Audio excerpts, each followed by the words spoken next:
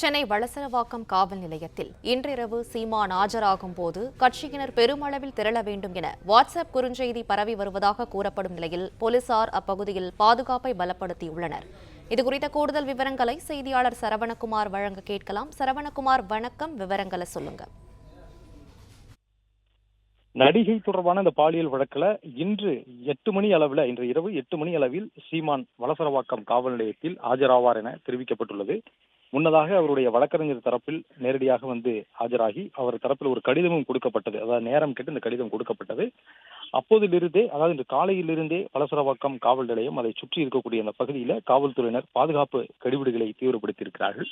குறிப்பாக காவல் நிலையத்தினுடைய 2 திசைகளிலுமே அவ்வழியாக ஸ்ரீதேவி குப்பம் சாலையில பேரிகார்டுகளை அமைத்து காவல்துறையினர் போக்குவரத்தை தடுத்து மாற்று வழிகளில் திருப்பி விடுகிறார்கள்.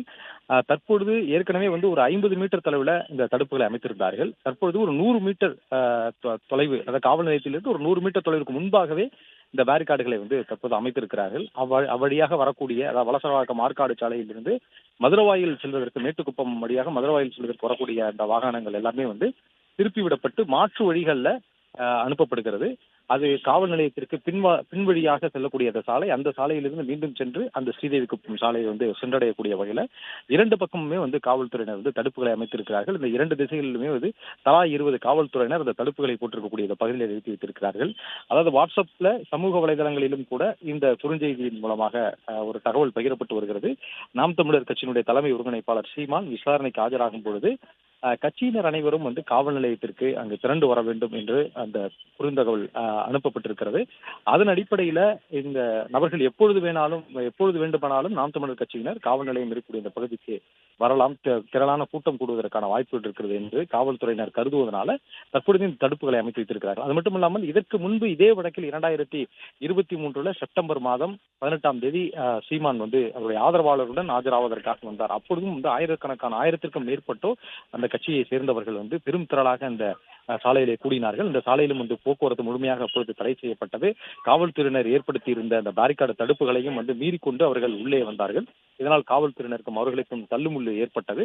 இது போன்ற ஒரு சூழல் மீண்டும் ஏற்படாமல் இருப்பதற்காக இது போன்ற முன்னெச்சரிக்கை நடவடிக்கையாக தடுப்புகளை ஏற்படுத்தி இருக்கிறோம் என்று காவல்துறை தரப்புல தெரிவிக்கப்பட்டிருக்கிறது. அது மட்டும் இல்லாமல் நாம் தமிழர் கட்சி சார்பிலும் கூட அவர்களையும் அழைத்து இங்க அதிக எண்ணிக்கையில் ஆட்களை கூட்டக்கூடாது, ஆதரவாளர்களை இங்க கூட்டக்கூடாது, விசாரணைக்கு வரும்பொழுது அவருடன் ஒரு சிலர் மட்டுமே வர வேண்டும் என்று காவல்துறை தரப்பில் அறிவுறுத்தி இருப்பதாக கூறுகின்றனர். என்றபொழுது நாம் தமிழர் கட்சி சார்பில் கேட்கும்போது, ஒரு கட்சியினுடைய தலைவர் வருகிறார் என்றால் அந்த கட்சியினுடைய தொண்டர்கள் பலரும் பல்வேறு பகுதிகளில் இருந்து ஆதரவு தெரிவிக்க வருவார்கள். இதை தவிர்க்க முடியாது என்று அவர்கள் தரப்பிலும் கூறுகின்றனர். எனவே இந்த அதிக அளவில் கூட்டம் கூடும் என்பதனால அது தேவையற்ற அசம்பாவித சம்பவங்கள் எதுவும் நிகழ்ந்துவிடக் கூடாது என்பதற்காக முன்னெச்சரிக்கை நடவடிக்கையாக இவ்வாறான பாதுகாப்பு கெடுபிடிகளை பின்பற்ற வேண்டியுள்ளது என்று காவல்துறை தரப்பில் தெரிவிக்கப்படுகிறது. இப்படி 2 திசைகளிலுமே காவல்துறையினர் தடுப்புகளை அமைத்து போக்குவரத்தை மாற்று வழிகளில் திருப்பி விடுவதன் காரணமாக இதற்கு இடைப்பட்ட பகுதியில், தடுப்புகள் ஏற்படுத்தியிருக்கக்கூடிய இந்த இடைப்பட்ட பகுதியில் ஒரு 200 மீட்டர் தொலைவிற்கு காவல் நிலையத்திலிருந்து 100 மீட்டர் தொலைவு இடது பக்கமும் வலது பக்கமும் இருக்கக்கூடிய வணிக நிறுவனங்கள், சிறு சிறு கடைகளில் எல்லாமே வியாபாரிகள் கடைகளை மூடிவிட்டு சென்றிருக்கிறார்கள். அதற்கு பிறகு காவல்துறையினர் ஒவ்வொரு அந்த வியாபாரிகளையும் அடைத்து கடையை மீண்டும் திறக்குமாறு தற்பொழுது கூறி வருகிறார்கள். அது மட்டும் இல்லாமல் ஏற்கனவே பேரிகார்டுகள் அமைத்திருந்த பகுதியோடு மட்டுமில்லாமல் ஒரு 100 மீட்டர் தொலைவிற்கு முன்பாகவே இந்த பேரிகார்டு தடுப்புகளை அமைத்திருக்கிறார்கள். சீமான் வரும்பொழுது அவர் காரில் வருவதாக இருந்தால் 100 மீட்டர் தொலைவிற்கு முன்பாகவே அவர் காரில் இருந்து இறக்கிவிடப்பட்டு அவர் நடந்தே காவல் நிலையத்திற்கு வரக்கூடிய வகையில் தான் தற்பொழுது காவல்துறையினர் அதற்கான பாதுகாப்பு பணிகளையும் மேற்கொண்டு வருவதாக காவல்துறை தரப்புல தகவல் வெளியாகி இருக்கிறது. கடந்த முறை இவர் வரும்பொழுது பேரிகார்டுகளை நீக்கிவிட்டு அவருடைய வாகனம், அவருடைய கார் மட்டும் அனுமதிக்கப்பட்டது, காவல் நிலையம் வரை அனுமதிக்கப்பட்டது.